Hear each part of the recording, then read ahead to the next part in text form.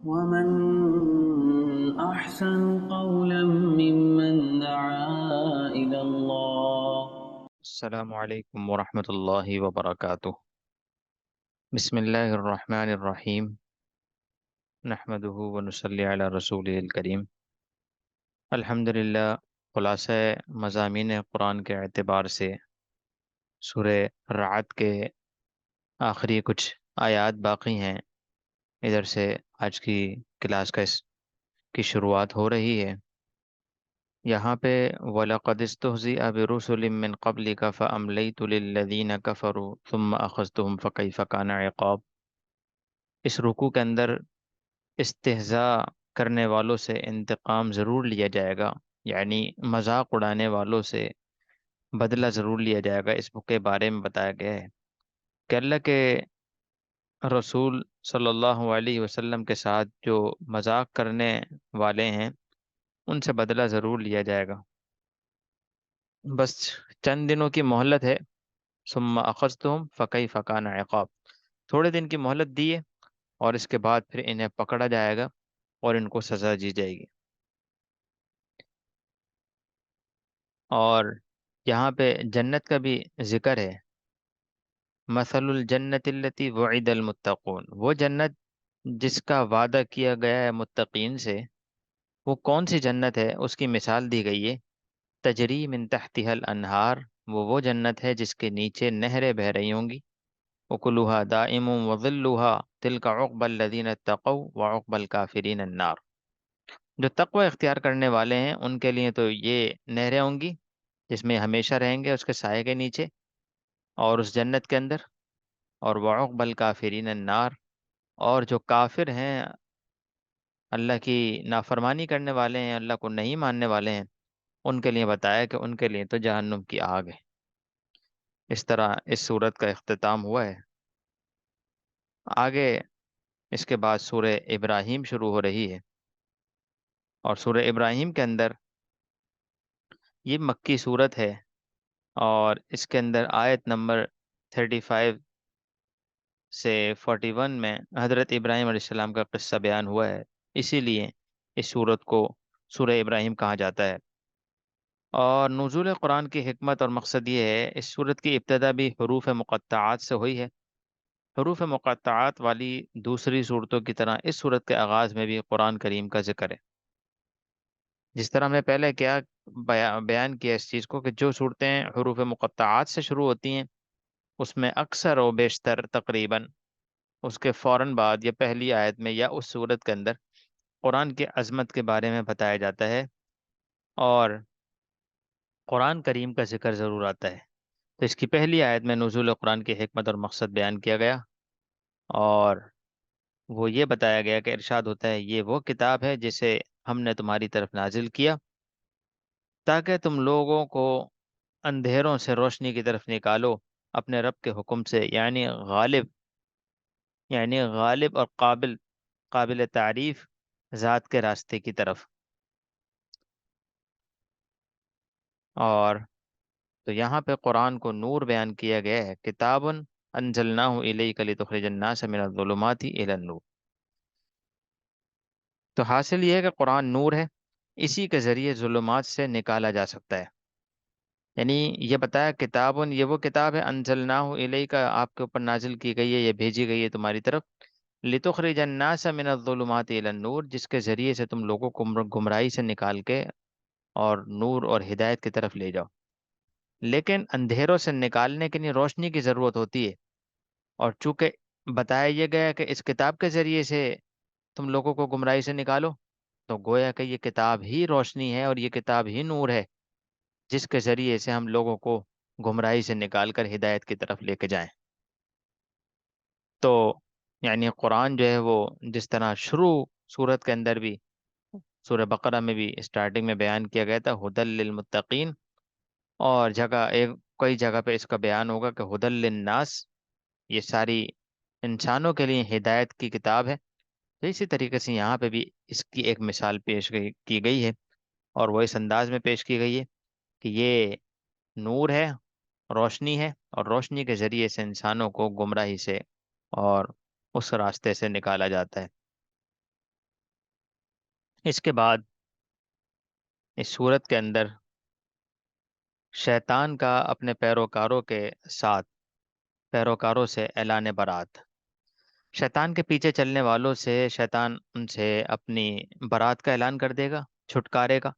اور اس کا اس رکوع کے اندر بیان کیا گیا ہے، وقال الشیطان لما قضی الامر ان اللہ وعدکم وعد الحق ووعدتکم فاخلفتکم، یعنی یہ قیامت کے دن کہے گا کہ قیامت جب سب لوگ جمع ہوں گے تو شیطان اپنے پیچھے چلنے والوں سے اور ان کے تمام اعمال سے برات کا اعلان کرے گا، یعنی میں اس کا ذمہ دار نہیں ہوں، اور صاف لفظوں میں کہہ دے گا کہ میں تم سے جھوٹے وعدے کرتا رہا تھا، اب نہ میں تمہاری مدد کر سکتا ہوں اور نہ تم میری مدد کر سکتے ہو، اب تم جانو اور تمہارے اعمال۔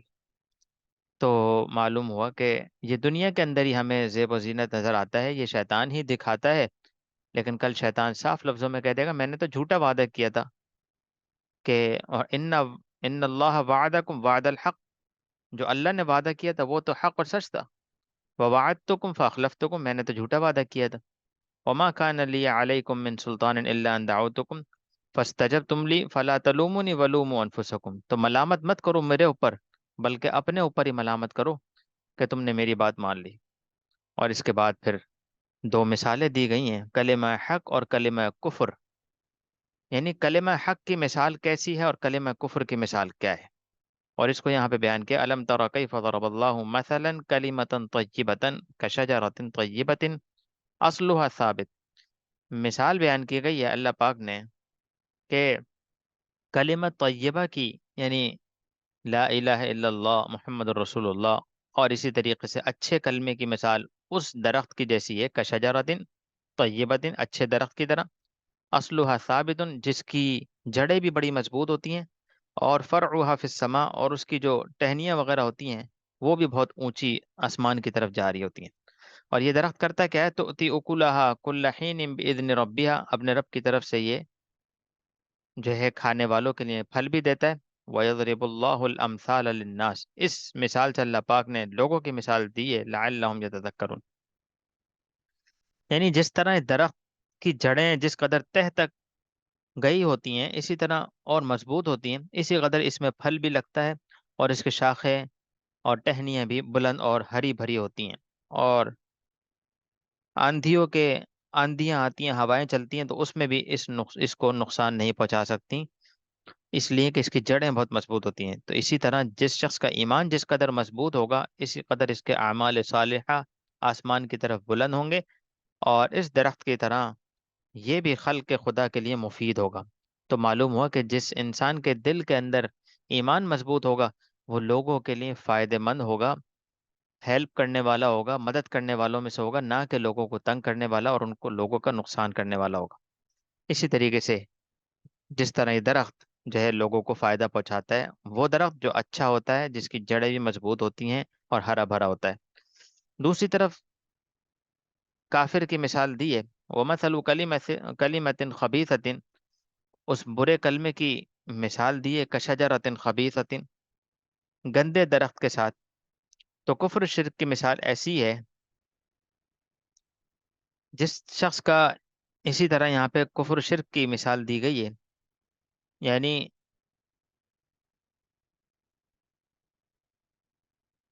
ان کی مثال ایسی ہے جیسے ناپاک اور گندا درخت ہو، جس میں نہ کوئی فائدے کی چیز ہو، یعنی اس میں نہ کوئی پھل ہو، نہ ہی اس کے پتے کسی کے کام آتے ہوں، اور اس کو زمین کے اوپر سے ہی اکھاڑ کے پھینک دیا جاتا ہے۔ اس کی جڑیں اتنی زیادہ کمزور ہوتی ہیں کہ ایک گاڑی کی ٹکر یا ایک زوردار اس پر جو ہے کوئی چیز ماری جائے تو وہ جڑ سے بالکل نکل کر باہر گر جائے۔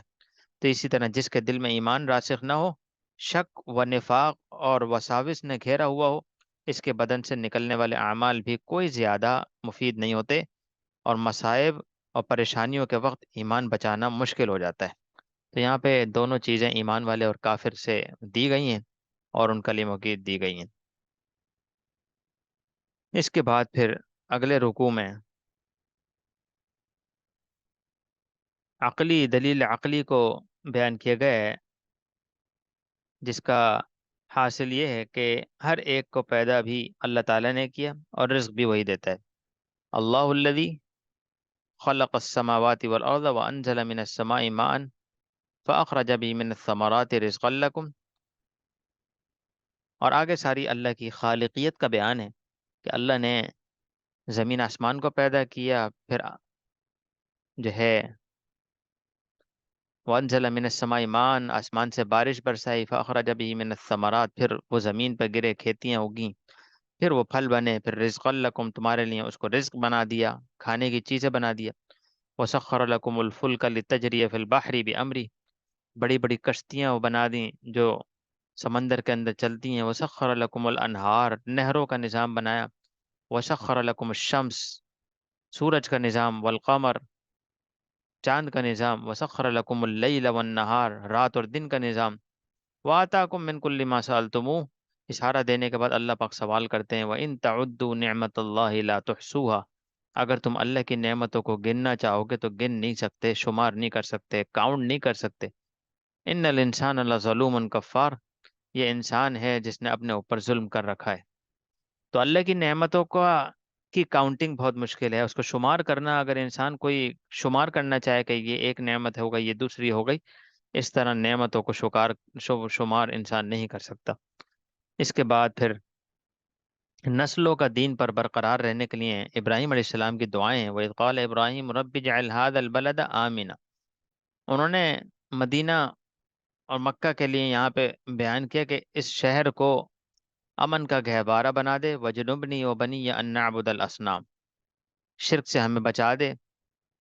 رَبَّنَا إِنِّي أَسْكَنْتُ مِن ذُرِّيَّتِي، تو نسلوں کا دین پر برقرار رہنا، امن و امان، چین اور سکون سے زندگی گزارنا، اور بقدر ضرورت روزی کا بندوبست ہو جانا انسان کی بنیادی ضرورتیں ہیں۔ اس رکوع میں حضرت ابراہیم علیہ السلام کی انہی تین دعاؤں کا بیان ہے: ایک امن چین سکون والی زندگی، ضرورت کی روزی کا بندوبست ہو جانا، اور نسلوں کا دین پر برقرار رہنا۔ تو معلوم ہو کہ تین دعاؤں کو ہمیں اپنی دعاؤں میں شامل کرنا چاہیے۔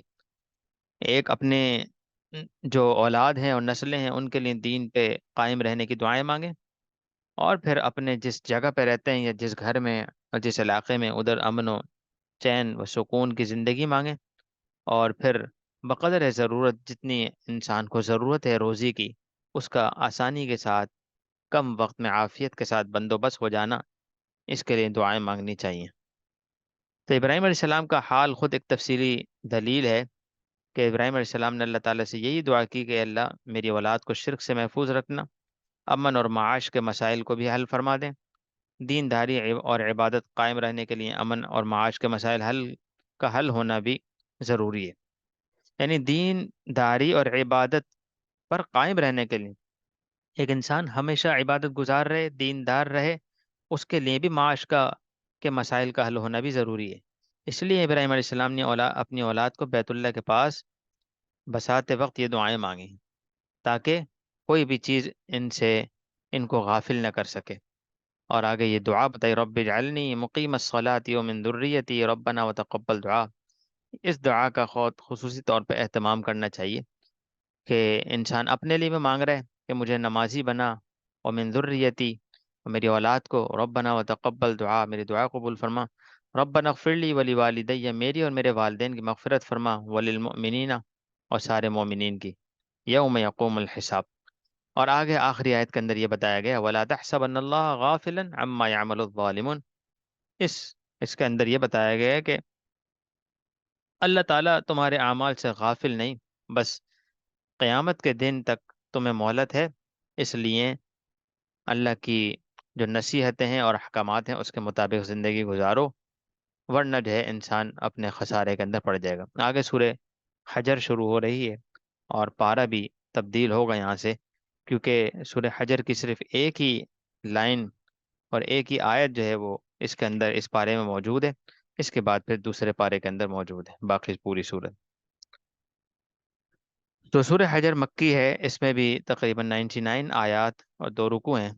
اس میں چونکہ وادی حجر کے رہنے والوں یعنی قوم سمود کا ذکر ہے، قوم سمود کو وادی حجر، حجر پتھر والی وادی بھی کہا جاتا ہے، تو اس لیے اس کا نام سورہ حجر پڑ گیا۔ اور اس کو وَلَقَدْ كَذَّبَ أَصْحَابُ الْحِجْرِ، اصحاب الحجر یعنی وادی حجر اور پتھر والے، اور یہ کون تھے؟ یہ قوم سمود تھی، تو یعنی جن کی طرف صالح علیہ الصلاۃ والسلام کو بھیجا گیا تھا۔ تو وادی حجر کا ذکر یہ ہے، وادی حجر مدینہ اور شام کے درمیان میں واقع ہے، اور اس صورت کی صرف پہلی آیت 13ویں پارے میں ہے، باقی پوری صورت 14ویں پارے کے اندر موجود ہے۔ تو آغاز میں حروف مقطعات سے ہوتا ہے، اور اس کی پہلی آیت میں قرآن کریم کی تعریف اور توصیف ہے۔ جیسے ہم پہلے ہی پڑھ چکے ہیں، جن صورتوں کا آغاز حروف مقطعات سے ہوتا ہے اس میں قرآن کریم کی تعریف ہوتی ہے، اور اس صورت میں اسلام کے بنیادی عقائد کا اس بات ہے۔ تو ہم 14واں پارہ شروع کرتے ہیں۔ سب سے پہلے یہ لوگ منکرین قرآن بروز قیامت حسرت کریں گے۔ روبما یود الذین کفروا لو کانوا مسلمین، کافر لوگ جو ہے وہ ترس کھائیں گے اور جو ہے وہ حسرت کریں گے۔ ایک انسان کو حسرت رہ جاتی ہے، یعنی بہت کوئی قیمتی کام ہوتا ہے اور وہ نہیں کر پاتا، تو پھر اسے حسرت اور افسوس ہوتی ہے، کاش میں یہ کر لیتا۔ تو یہ بہت ہی زیادہ کوئی اہم کام رہ جائے تو اس پر حسرت ہوتا ہے۔ تو کل قیامت کے دن کافر کو اس چیز پر حسرت ہوگا، کاش میں کلمہ پڑھ کر آ جاتا دنیا سے، کیونکہ ایک دفعہ بھی کلمہ پڑھ لیتا تو جہنم میں بھلے جاتا میں کچھ اپنے اعمال کی سزا تو مل جاتی مجھے، لیکن ایک نہ ایک دن تو نکال کر جنت میں داخل کر دیا جاتا۔ لیکن اب تو میں کفر پر آیا ہوں، لہذا اب تو ہمیشہ ہمیشہ کے لیے میں، یعنی کافر کو وہاں جا کر اس کا احساس ہو جائے گا کہ کلمے کو دل میں رکھنے کی کیا اہمیت ہے، اور کتنا بڑا انعام ہے کہ اب ہمیشہ ہمیشہ کے لیے جنت میں جا رہا ہے یہ شخص۔ تو اس وقت یہ کافر کہیں گے، ربما، کاش، یود الذین کفروا لو کانوا مسلمین، کاش کہ ہم مسلمان ہوتے، ہمارے دل کے اندر کلمہ ہوتا۔ دوسری بات یہ کہ قرآن کریم محفوظ ہے، کوئی اس کا کچھ بگاڑ نہیں سکتا۔ انا نحن نزلنا الذکر و انا لہ لحافظون، یعنی اللہ پاک نے خود کھلے طور پر اعلان کر دیا کہ یہ قرآن ہم نے اتارا ہے اور اس کی حفاظت بھی ہم کریں گے۔ لہذا اب اگر کوئی اس کو بگاڑ سکتا ہے اور تبدیل کر سکتا ہے تو کر کے دکھائے۔ گویا کہ اگر کوئی بھی آج بھی قرآن کے ساتھ مذاق کرتا ہے یا قرآن کو بگاڑنے کی کوشش کرتا ہے، گویا کہ وہ اللہ سے جنگ کرنے کا اعلان کر رہا ہے، اس لیے کہ اس کی حفاظت اللہ نے لی ہے اپنے ذمے، اور جس چیز کی حفاظت اللہ اپنے ذمے لے لے تو پھر اس کے ساتھ ٹکر لینا گویا کہ اللہ کے ساتھ ٹکر لینا ہے۔ اور پھر آگے شیطان سے ہوشیار رہیں، اس بارے میں پہلے تو یہاں پہ وَلَقَدْ جَعَلْنَا فِي السَّمَاءِ بُرُوجًا وَزَيَّنَّاهَا لِلنَّاظِرِينَ، پہاڑوں کے بارے میں بتایا گیا ہے کہ یہ پہاڑ جو ہے بنائے اللہ نے نظارے کے لیے، خوبصورتی کے لیے، دیکھنے والے اس کو دیکھ کر خوش ہوتے ہیں۔ آج بھی دنیا کے اندر پہاڑوں پر جانے کو سیر و تفریح سمجھا جاتا ہے، اور پکنک پوائنٹ بنائے گئے ہیں باقاعدہ۔ جو زمینی علاقوں کے رہنے والے لوگ ہیں وہ ایسی جگہوں پر جا کر خوش ہوتے ہیں اور اپنی آنکھوں کو ٹھنڈک پہنچاتے ہیں۔ تو اللہ نے بتایا قرآن کے اندر کہ ہم نے ہی اس کو خوبصورت بنا کر تمہارے لیے دیکھنے کی چیز بنایا ہے۔ اسی طریقے سے شیطان سے ہوشیار رہیں، اس رکوع کا حاصل یہ ہے کہ شیطان تمہارا پرانا دشمن ہے، اس لیے اس سے ہوشیار رہنا۔ باقی اس رکوع میں شیطان اور اس کے غرور و تکبر کے واقعے کو تفصیل کے ساتھ بیان کیا گیا ہے۔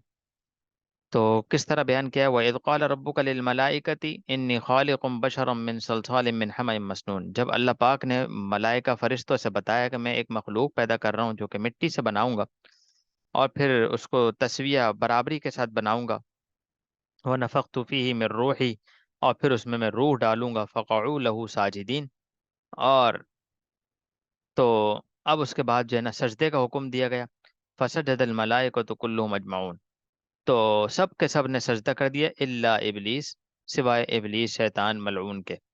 تو اس نے کیا کہا؟ ابا ان یکون مع الساجدین، تو اس نے کہا کہ میں سجدہ نہیں کروں گا۔ تو پوچھا گیا قال یا ابلیس ما لک الا تکون مع الساجدین، کہ تم نے سجدہ کیوں نہیں کیا، تم سجدہ کرنے والوں میں کیوں داخل نہیں ہوئے؟ تو اس نے جواب دیا قال لم اکن لاسجد لبشر، میں ایسے شخص کی یا ایسے بشر کی کو کیسے سجدہ کر سکتا ہوں؟ خلقتہ من صلصال من حمأ مسنون، اس کو آپ نے مٹی سے پیدا کیا، قال فخرج منها فإنك رجيم۔ تو پہلے بھی اس کا ذکر گزر چکا ہے پچھلے سے پاروں میں۔ ادھر اس نے یہ اعتراض کیا تھا کہ خلقتہ من طین، اور اس کو تو آپ نے مٹی سے پیدا کیا ہے، وہ خلقتنی من نار، اور مجھے آپ نے آگ سے پیدا کیا ہے۔ تو یہاں پہ بھی اسی طرح کا اس نے سوال اس کے قریب قریب جو ہے اس نے اعتراض کیا، اور پھر اللہ نے فرمایا فَإِنَّكَ رجیم، نکل جاؤ، وَإِنَّ عَلَيْكَ اللَّعْنَةَ إِلَى يَوْمِ الدِّينِ، اب قیامت تک تم پر جو ہے لعنت اللہ کی برستی رہے گی۔ تو اس لیے شیطان سے بچنے کا یہاں پہ جو ہے وہ بتایا گیا ہے، ہوشیار رہنے کے بارے میں، کہ یہ شیطان وہی ہے جس کے بارے میں تم سمجھ رہے ہو۔ پھر آگے جہنم کا ذکر ہے، وَإِنَّ جَهَنَّمَ لَمَوْعِدُهُمْ أَجْمَعِينَ، کہ جہنم کے بارے میں بتایا گیا ہے لہا سبعۃ ابواب، کہ جہنم کے 7 دروازے ہیں۔ تو یہ جو ہم سنتے رہتے ہیں کہ جہنم کے 7 دروازے ہیں، تو ادھر جہنم کی تفصیل نہیں بیان کی، بس اتنا بتایا گیا کہ ادھر 7 دروازے ہیں، اور پھر آگے جنت کے بارے میں بتا دیا گیا ان المتقین فی جنات و عیون، متقین کے لیے جنت ہے، اور وہ جنت جس کو وہ، اور جنت اور اس کے باغات اور اس کے چشمے ہیں، اور ادخلوها بسلام آمنین، ان کو سلامتی کے ساتھ اس میں داخل کر دیا جائے گا، اور ان سے کہا جائے گا اذ دخلوا علیہ، جب وہ داخل ہوں گے، فقالوا سلاما، ان کو سلام پیش کیا جائے گا۔ اور پھر یہاں پہ لوط علیہ السلام کے قصے کی طرف اشارہ کیا گیا ہے کہ لوط علیہ السلام، ان کی جو بیوی تھیں ان کے نصیب میں ہدایت نہیں تھی، یعنی یہ بتایا گیا الا امرأته قدرناها انها لمن الغابرین فلما جاء لوط المرسلون قال انکم قوم منکرون۔ تو ادھر سے پورا یہ لوط علیہ السلام کا مختصر انداز میں واقعہ بیان کیا گیا ہے کہ لوط علیہ السلام کی طرف، یعنی ان کے قوم کی طرف اللہ تعالیٰ نے، اور لوط علیہ السلام کی طرف اللہ تعالیٰ نے فرشتے بھیجے، ایک خوشخبری دے کر کہ آپ کو اولاد عطا کی جائے گی، اور دوسری خبر یہ دی کہ آپ کی قوم پر عذاب اترنے والا ہے۔ تو ایک امت بڑھانے والی خوشخبری تھی اور ایک امت گھٹانے والی، عذاب سے لوگ ختم ہو جائیں گے، اور اولاد ہونے سے جو ہے امت کے اندر اضافہ ہو جائے گا۔ تو اسی کا یہاں پہ ذکر ہے پیچھے، جو یہ قولوا بشرناک بالحق کی، تو یہ بشارتیں دی گئیں یہاں پہ لوط علیہ السلام کو۔ اور پھر اس کے بعد فجعلنا عالیہا سافلہا وامطرنا علیہم حجارۃ من سجیل، ان پر جو ہے پتھروں کی بارش ہوئی۔ اور پھر وَلَقَدْ كَذَّبَ أَصْحَابُ الْحِجْرِ الْمُرْسَلِينَ، جس آیت کو ہم نے شروع میں ذکر کیا تھا کہ یہ پتھر والے کہلاتے ہیں، اصحاب کہتے ہیں ساتھیوں کو، لوگوں کو، تو اصحاب الحجر یہ پتھر والے کہلاتے ہیں، اور انہوں نے، یعنی قوم سمود کا ذکر ہے یعنی یہاں پہ، کہ انہوں نے اپنے نبی کی بات کو اور نبیوں کو جھٹلایا۔ وَآتَيْنَاهُمْ آيَاتِنَا فَكَانُوا عَنْهَا مُعْرِضِينَ، ہم نے آیتیں بھیجیں، انہوں نے اس کا اعراض کیا، دلیلیں دیں اور اعراض کیا۔ وَكَانُوا يَنْحِتُونَ مِنَ الْجِبَالِ بُيُوتًا آمِنِينَ، انہوں نے بڑے مضبوط گھروں بنائے پہاڑوں کے اندر، اور اس کے اندر بڑے اطمینان کے ساتھ بیٹھ گئے جا کے کہ اب تو ہم نے گھر اس کے اندر بنائے ہیں، لہذا ہمیں کوئی چیز نہیں۔ تو اللہ نے جواب دیا فَأَخَذَتْهُمُ الصَّيْحَةُ مُصْبِحِينَ، یہ اس لیے یہاں پہ بتایا گیا ہے، اس سے پہلے قوم عاد کا ذکر گزرا ہے پچھلے پاروں میں، تو وہاں پہ یہ بات تھی کہ انہوں نے گھر بنائے تھے لیکن ان پر پتھروں کی بارش ہوئی، تو انہوں نے عقل سے کام لینے کی وجہ سے انہوں نے کہا کہ ہم ان سے وہ بے وقوف تھے، انہوں نے کھلے آسمان کے نیچے گھر بنائے، ہم پہاڑوں کے اندر جا کے غاروں کے اندر بنائیں گے، جہاں پہ نہ پتھر پہنچیں گے نہ جو ہے نہ کسی چیز کی کوئی چیز پہنچے گی۔ تو اللہ نے فرمایا کہ ہم کسی عذاب پہنچانے میں کسی چیز کے محتاج نہیں ہیں۔ اور فاخذتهم الصیحۃ مصبحین، ایک فرشتے نے چیخ ماری اور سارے کے سارے اندر ہی اپنے غاروں کے اندر اور پہاڑوں کے اندر مر کر ہلاک ہو گئے۔ فما اغنى عنهم ما كانوا یکسبون، جو انہوں نے تدبیریں کی تھیں، گھر بنائے تھے، چیزیں کی تھیں، کوئی چیز ان کے کام نہیں آئی۔ اور پھر آپ صلی اللہ علیہ وسلم کو تسلی دی گئی ہے لا تمدن عینیک الی ما متعنا به ازواجا منهم ولا تحزن علیہم واخفض جناحک للمؤمنین، تو آپ غم نہ کریں، پریشان نہ ہو، آپ کو تسلی دی گئی ہے ان آیتوں کے اندر۔ اور اس کے یہاں پہ جو ہے یہ صورت ختم ہو رہی ہے۔ صورت کے اختتام پر اللہ پاک نے تسلی دینے کے لیے، جیسے یہاں پہ ذکر کیا کہ تسلی دی گئی، غم نہ کریں، پریشان نہ ہو، اس کے بارے میں پھر کس چیز کے ذریعے سے اپنے غم کو ختم کریں، اس کو بیان کیا گیا ہے۔ اور امت کو سبق ہے کہ آج بھی کوئی اگر پریشان ہو، غمگین ہو، تو اس کے لیے ایک سبق ہے، وہ کیسے اپنے غم کو ختم کر سکتا ہے؟ تو وہ اللہ کی تعریف کر کے، فسبح بحمد ربک وکم من الساجدین، کہ ہم نماز پڑھیں اور اللہ کی تعریف بیان کریں، وَاعْبُدْ رَبَّكَ حَتَّى يَأْتِيَكَ الْيَقِينُ، اور اپنے رب کی عبادت کریں۔ تو انشاءاللہ یہ جو اللہ کی تعریف کرنے سے، نماز پڑھنے سے ہمارا غم ہلکا ہو جائے گا، ہمارا سینہ کشادہ ہو جائے گا، ہمارے سینے کے اندر جو گھبراہٹ ہے، پریشانی کا عالم ہو جاتا ہے کبھی کبھی، وہ سب ختم ہو جائے گا۔ اور یہاں پہ یقین، وَاعْبُدْ رَبَّكَ حَتَّى يَأْتِيَكَ الْيَقِينُ، اپنے رب کی عبادت کرتے رہو یہاں تک کہ تمہیں موت آ جائے، یعنی اپنی زندگی میں جب تک موت نہ آئے، جب تک اللہ کی عبادت میں لگے رہو۔ اس چیز کا ذکر کیا گیا ہے، اور اس کے بعد سورۃ النحل شروع ہو رہی ہے، اور سورہ نحل کے اندر جو ہے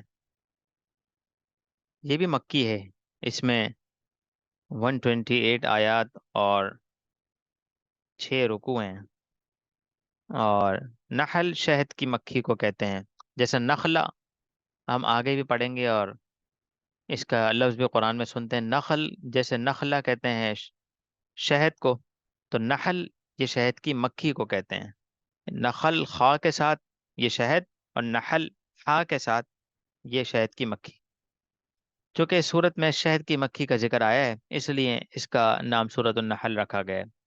اور شہد کی حیرت انگیز مکھی، شہد کی مکھی بھی عام مکھیوں جیسی ایک مکھی ہے، لیکن وہ حکم الہی سے، اللہ کے حکم سے ایسے حیرت انگیز کام کرتی ہے جن کے کرنے سے انسانی عقل عاجز ہے، خواہ چھتہ بنانے کا عمل ہو، یا آپس میں مختلف ذمہ داریوں کی تقسیم، یا دور دراز سے یعنی درختوں سے، بہت دور دور درختوں سے، باغات اور فصلوں سے قطرہ قطرہ شہد کا جمع کر کر لانا، اور پھر ان کو جمع کر کے اس کے اندر ڈالنا، یہ سارا ایک عجیب اور زبردست حیرت انگیز کام ہے۔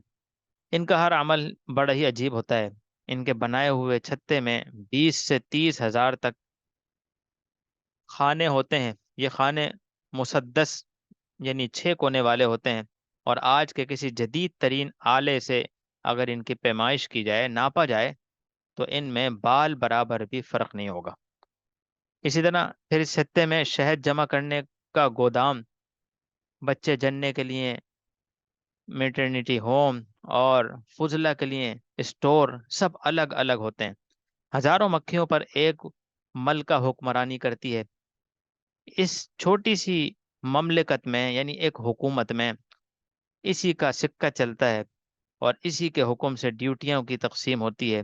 چھتے پر کام کرنے والی مکھیوں میں سے بعض دربانی کے فرائض، یعنی گیٹ پر کھڑے ہونے کے سیکیورٹی گارڈ کے فرائض انجام دیتی ہیں، اور بعض انڈوں کی حفاظت کرتی ہیں، بعض نابالغ بچوں کی دیکھ بھال کرتی ہیں، بعض انجینئرنگ اور چھتے کی تراش خراش اور تعمیر میں لگے رہتی ہیں۔ جب کسی مکھی کو تلاش و جستجو کے دوران کسی جگہ پر شہد کی موجودگی کا پتہ چلتا ہے، تو وہ واپس آ کر فوراً ایک خاص قسم کے رقص، یعنی ایک میوزک ٹائپ کا اور ایک آواز ٹائپ کی کے ذریعے دوسرے ساتھیوں کو منزل تک پہنچنے کے لیے، جس طرح ہم بھی اکثر مکھی قریب سے گزرتے اس طرح کی آوازیں آتی ہیں، تو یہ ان کی خاص آواز ہوتی ہے، پہنچانے کے لیے راستے کی نشاندہی کرتی ہیں۔ لیکن یہ احتیاط ضرور کرتی ہیں کہ جس پھول کو وہ نچوڑ چکی ہوتی ہیں، اس پر ایک خاص قسم کی نشانی چھوڑ آتی ہیں، تاکہ بعد میں آنے والی مکھی یعنی دوسرا جو مکھی آئے، وہ اپنا وقت ضائع نہ ہو اس کا، اور اسے حجل یعنی یہ خراب نہ پڑے۔ اگر کوئی مکھی غلطی سے گندگی پر بیٹھ جائے یا زہریلا مواد لے آئے، تو چیکنگ پر معمور جو عملہ ہوتا ہے اسے باہر روک لیتا ہے، اور اسے جرم کی سزا کے طور پر قتل کر دیا جاتا ہے۔ تو یہ شہد کی مکھی کا بڑا ایک عجیب اور انوکھا انداز ہے۔ یعنی 29 انسان مکھی ہی سے عبرت حاصل کرے کہ ایک چھوٹی سی مکھی کو اللہ نے کیسا جو ہے نا نظام دیا ہے۔ یعنی اللہ چاہیں تو ایک مکھی سے کام لے سکتے ہیں، کہ اس سے اتنا بڑا نظام چلوا سکتے ہیں، تو ایک انسان کی کیا حیثیت؟ تو جتنا کچھ ہمیں ملا ہے وہ اللہ کی طرف سے ملا ہے، ہمیں اللہ کا شکر ادا کرنا چاہیے۔ اور پھر اس رکوع کے اندر سب سے پہلے منکرین کو ان کے انکار کی وجہ سے عذاب کی اطلاع دی ہے، اور پھر اس میں اس عذاب سے نجات کا راستہ بھی متعین فرمایا ہے، اور بتایا کہ فلا تستعجلوا. ہوا یہ تھا کہ منکرین جو تھے وہ بار بار یہ طلب کرتے تھے کہ اگر ہم صحیح نہیں ہیں تو ہمارے لیے عذاب منگا لو. تو اللہ نے بتایا کہ عذاب تو آ جائے گا، لیکن جلد بازی مت کرو عذاب میں، ابھی بھی سوچ لو، موقع ہے. یعنی اللہ نے پھر بھی ان کو موقع عنایت فرمایا کہ ابھی بھی سوچ لو. اور پھر آگے اللہ کی حمد و ثنا بیان کی گئی ہے. والذی انزل من السماء، اللہ وہ ہے جو آسمان سے بارش برساتا ہے.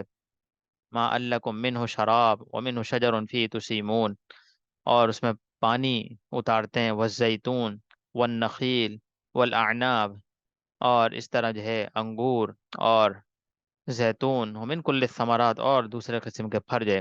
اور اسی طرح بتایا وسخر لکم اللیل والنہار، اور اس نے رات اور دن کے نظام کو قائم کیا ہے تاکہ تم سکون اور آرام حاصل کر سکو. اور اس کے بعد پھر رکو نمبر 3 شروع ہو رہا ہے، اور رکو نمبر 3 کے اندر الہکم الہ واحد، یہ بتایا گیا ہے کہ مسئلہ توحید بیان کیا گیا ہے. منکرین توحید کے امراض بتائے ہیں. یہ جو انکار کرنے والے لوگ ہوتے ہیں کافر وغیرہ، توحید کا انکار کرتے ہیں، تو ان کے اندر مرض کیا ہے؟ مرض یہ ہے کہ یہ لوگ ناقدرے ہیں. لا یؤمنون بالآخرہ قلوبہم منکرہ، ناقدرے ہیں. وہم مستکبرون، دوسری ان کے اندر جو مرض ہے اور وجہ ہے جس کی وجہ سے وہ انکار کرتے ہیں، وہ تکبر ہے. اس کے بعد پھر اور پھر بتا بھی دیا ساتھ میں کہ ان کا تکبر کرنا انہو لا یحب المستکبرین، اللہ تکبر کرنے والوں کو پسند نہیں کرتے. اور پھر اگلے رکوع کے اندر، اس پورے رکوع میں یہ بتایا گیا ہے کہ قرآن پاک کے خلاف منصوبے بنانے والے ناکام اور قرآن کو ماننے والے کامیاب. قد مکر الذین من قبلہم فات اللہ بنیانہم. اور یہ بتا دیا پوری آیت کے اندر کہ اللہ نے جو منصوبے اور پلاننگ کی میں وہ کامیاب ہوگی، تمہاری بنائی ہوئی پلاننگ کامیاب نہیں ہوگی. اور قرآن کے مطابق چلنے والوں کی جو پلاننگ ہے وہ کامیاب ہوگی، اور قرآن کو نہ ماننے والوں کی جو پلاننگز ہیں وہ ناکام ہوں گی. اس کے بعد رکوع نمبر 5 شروع ہو رہا ہے. اور 5ویں رکوع کے اندر مشرکین کہتے تھے کہ اگر خدا شرک نہ چاہتا تو نہ ہم اور نہ ہی ہمارے آبا و اجداد ان معبودوں کی اور یہ بتوں کی عبادت کرتے. یعنی وہ کہتے تھے کہ یہ تو خدا نے ہی چاہا ہے کہ ہم شرک کریں اور ہمارے آبا و اجداد شرک کریں. تو اللہ نے اس کا جواب دیا ہے کہ اگر ایسی بات ہوتی تو اللہ پاک انبیاء علیہ السلام کو وَلَقَدْ بَعَثْنَا فِي كُلِّ أُمَّةٍ رَسُولًا أَنِ اعْبُدُوا اللَّهَ، ایسی بات ہوتی تو اللہ پاک انبیاء علیہ السلام کا کی بعثت کا تذکرہ کر کے، یعنی تذکرہ کر کے دیا کہ اگر شرک سچا ہوتا، شرک کرنا صحیح ہوتا، تو پھر اللہ تعالیٰ انبیاء کو مبعوث ہی کیوں کرتے؟ تمام انبیاء کی مبعوث ہونے کا، دنیا میں بھیجنے کا ایک ہی مقصد تھا کہ اللہ کے علاوہ کسی کی عبادت نہیں کرو. سارے آ کے یہی بات سمجھاتے تھے لوگ قوموں کو. تو جو تمہارا اعتراض ہے کہ اللہ کو ہی پسند ہے شرک، اس لیے ہم شرک کرتے ہیں اور ہمارے آبا و اجداد شرک کرتے ہیں، تو اللہ نے جواب دیا اگر ایسی بات ہوتی تو ہم نبیوں کو نہ بھیجتے. ہم نے تو تمام نبیوں کو بھیجا ہی اس لیے تھا تاکہ جو ہے وہ شرک کرنے والوں کو جو ہے سمجھائیں اور روکیں. اور پھر اس سے اگلے رکوع کے اندر والذین ہاجروا، مسلمانوں کو خوشخبری سنائی گئی ہے جنہوں نے ہجرت کی. والذین ہاجروا فی اللہ من بعد ما ظلموا، تو ولاجر الآخرت اکبر، ان کا بڑا اجر ہے اللہ کے ہاں. لو کانوا یعلمون، اگر یہ جان جائیں. تو ان کے بارے میں بتایا گیا ہے. اور اس کے بعد پھر شرک کے اقسام بیان کی گئی ہیں اگلے رکوع میں.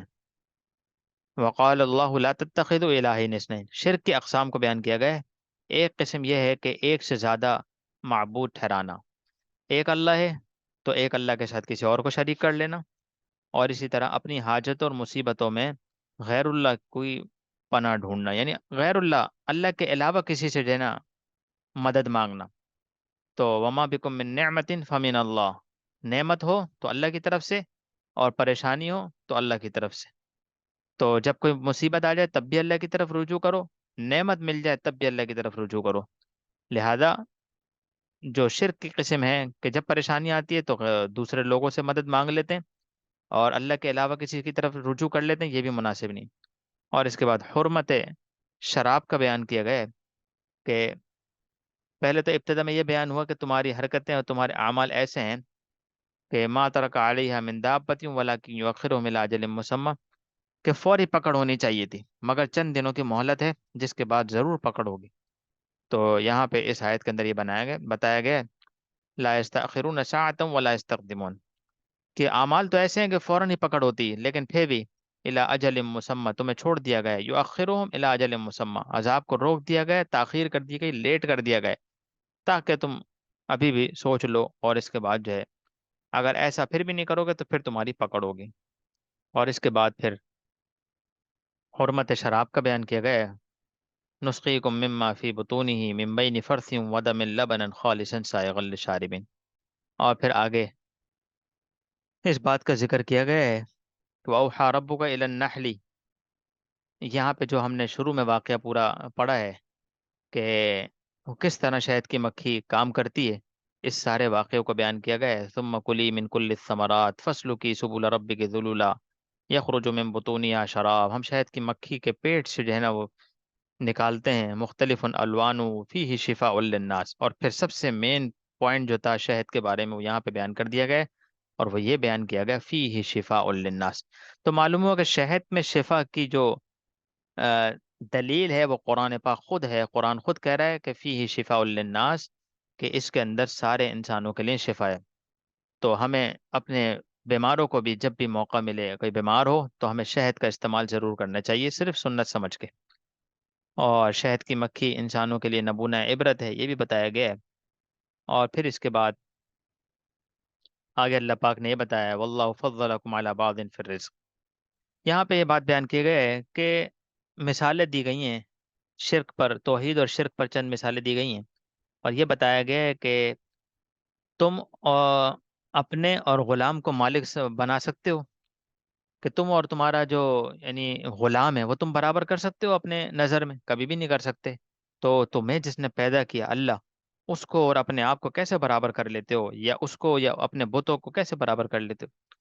اس کی دو چار مثالیں دی گئی ہیں، اور پھر آگے بتایا ہے کہ ضرب اللہ مثلا عبدا مملوکا لا يقدر على شيء، ایک مثال یہ بھی دی گئی کہ کیا ایک غلام اور مملوک، مملوک یعنی جو جس کے اوپر قبضہ کیا جاتا ہے، جو قبضہ کرتا ہے، جو خود کچھ نہیں کر سکتا، اور مالک جو اوروں پر بھی خرچ کرتا ہے، برابر ہو سکتے ہیں؟ یعنی اللہ پاک مثالیں دے دے کے بتا رہے ہیں۔ اور ایک اور مثال دی، ایک شخص جو کہ گونگا ہے اور کسی بھی کام پر قدرت نہیں رکھتا، اپنے آقا پر بوجھ ہے، جہاں بھی اسے متوجہ کیا جائے خیر لے کر نہیں آتا، کیا یہ شخص اس شخص کے برابر ہو سکتا ہے جو عدل و انصاف کا حکم کرتا ہے اور راہ راست پر قائم ہے؟ تو یہاں پہ اس چیز کا میں وہ وضرب اللہ مثلا الرجلین، دو آدمیوں کی مثال دی، ایک جو ہے اندھا ہے، احدہما ابکم لا يقدر علی شیء، بہرا ہے اور کچھ بھی نہیں، خیر کی باتیں نہیں لاتا، اور دوسرا جو ہے وہ عدل کے ساتھ اچھے راستے کے ساتھ لے کر آتا ہے، اس بات کو بیان کیا گیا ہے۔ اور پھر آگے جو ہے امر بالمعروف اور نہی عن المنکر کو بیان کیا گیا ہے، ان اللہ یأمر بالعدل والاحسان وایتاء ذی القربى، یہاں پہ عدل، احسان، صلہ رحمی، یعنی اس آیت کے اندر اللہ پاک نے 6 احکامات، اور اس آیت کو رکوع کی پہلی آیت ہے، اس کو تمام جامع آیت کہا گیا ہے، تمام ابواب، ابواب خیر اور ابواب شر کو اس میں جمع کر دیا گیا ہے۔ 3 حکم دیے گئے کہ عدل کرو، عدل کرو، احسان کرو، اور جو ہے اچھے کاموں کی دعوت دو، اچھے کاموں کی طرف لوگوں کو بلاؤ، اور 3 کاموں سے منع کیا گیا، فحش اور بری باتوں سے، اور بغی سرکشی سے، اللہ کی ناشکری نہ کرو۔ تو یہ 6 کے 6 کام، تو اس طریقے سے یہ پارہ بھی الحمدللہ مکمل ہو رہا ہے، اور آخر میں اس کو حلال کو حرام، حلال کو حلال اور حرام کو حرام سمجھو، اس بات کا بیان کیا گیا ہے کہ جو چیز اللہ نے حلال کی ہے اس کو حلال سمجھو، اور جس چیز کو اللہ نے حرام کیا حرام سمجھو۔